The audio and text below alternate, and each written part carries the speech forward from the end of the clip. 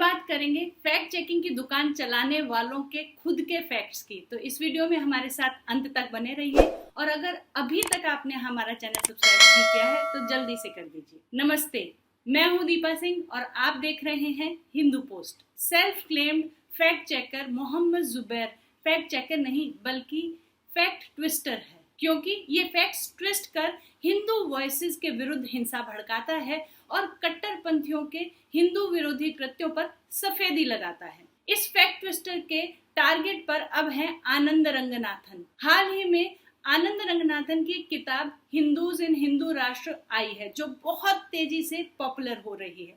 लगता है इस किताब के फैक्ट्स फैक्ट ट्विस्टर और उनके आकाओं के पेट में बदहजमी कर रहे हैं, तो उन्होंने लगा दिया फैक्ट ट्विस्टर को काम पर। इस समय भारत में जिस प्रकार हिंदू फोबिया फैल रहा है, सनातन की तुलना डेंगू और मलेरिया से की जा रही है। सनातन को समाप्त करने के बारे में कहा जा रहा है। एक क्रिएटिव व्यक्ति अल्फा टूनिस ने अपनी अभिव्यक्ति की स्वतंत्रता का प्रयोग करते हुए अपनी मन की भावनाओं को एक कार्टून के माध्यम से अभिव्यक्त किया और उस कार्टून को हजारों लोगों ने रीपोस्ट किया।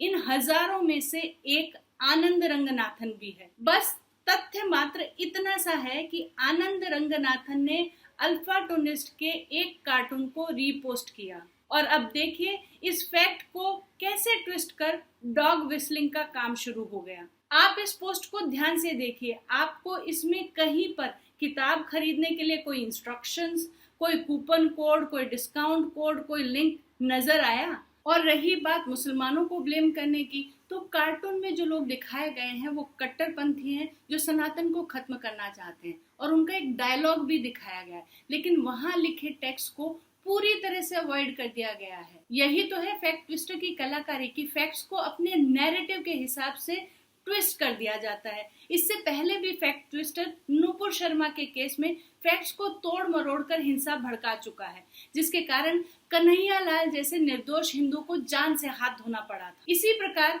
पिछले दिनों उडुपी में मुस्लिम छात्राओं द्वारा हिंदू छात्राओं का वॉशरूम में वीडियो बनाने का मामला सामने आया था और हिंदू एक्टिविस्ट रश्मि सामंत ने इस विषय को सोशल मीडिया पर उठाया था। इस फैक्ट ट्विस्टर ने उस पूरे मामले को प्रैंक बताते हुए रश्मि सामंत और शेफाली वैद्या को भी टारगेट किया था।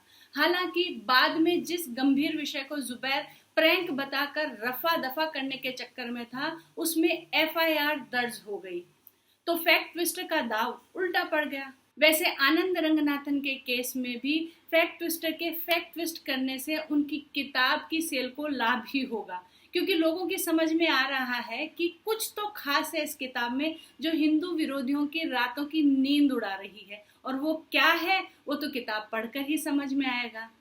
लेकिन एक बात तो आपको भी समझ में आ गई होगी कि ये फैक्ट चेकर नहीं फैक्ट ट्विस्टर है। तो इस वीडियो को ज्यादा से ज्यादा लोगों तक साझा कीजिए। नमस्ते।